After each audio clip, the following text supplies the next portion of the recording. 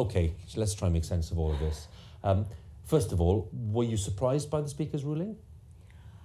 I don't think anyone expected it particularly today, but I think he's been signalling, and there have been, a lot of indications that this is a question that the House of Commons has wanted a ruling from the Speaker on. We had Chris Bryant's attempt to establish that position on the last meaningful vote, and so it was timing was a surprise, but not the substance. So let's look at the actual ruling, and for you, what will be potentially the big impact of this ruling on this process? How do you think it'll play out? Well, I think it definitely means that we can't really have a meaningful vote this week. I think it would be difficult for the Prime Minister to demonstrate that she'd sort of leapt the bar of a substantive change to the deal by this week. So I think we're looking at her going to the European Council on Thursday without what she said she would need in order to ask for a short extension.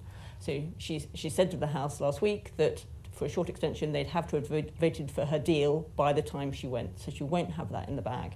So what she said to the House last week was that if she didn't have a vote for her deal in the bag, she would have to ask for a longer extension. Yeah. So it looks like, unless something changes, that is what she's going to have to do. When we say longer, I mean, some people mentioning 9 months today, and I mean, we've heard all kinds of suggestions. What would make sense to you? What would you be thinking of in terms of a longer timescale?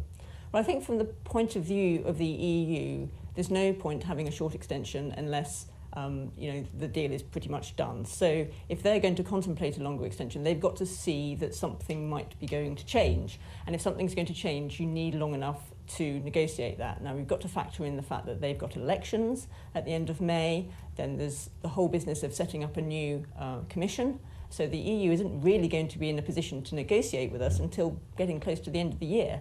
I've heard today talk about 9 months, but that even 9 months seems tight in terms of a whole new renegotiation taking place. So it could be longer still.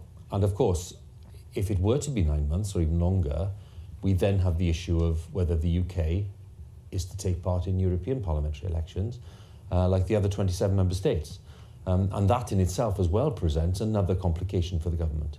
Indeed, and I think that the EU has been very clear that they think that would be the consequence, and that is what the Prime Minister said to the House last week, that if it's a long extension, we will have to participate.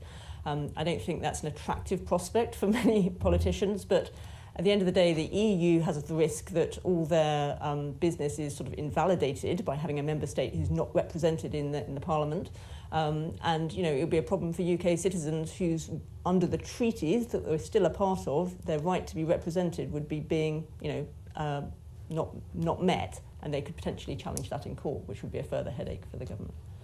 When we look at the actual parliamentary process here, because this all started, as we say, with the Speaker's ruling today, what would be the mechanism for bringing forward a meaningful vote, let's say next week?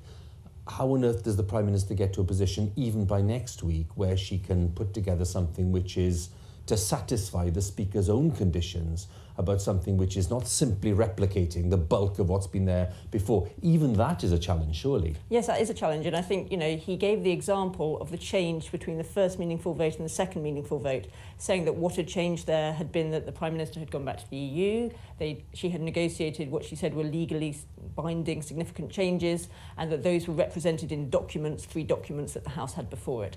That's the sort of bar he's set. And if she's going to go away and talk to the EU and come back and say something has changed, she's going to need something of that nature. She's going to need to be able to prove that the context has changed and the proposition before the House is a different one.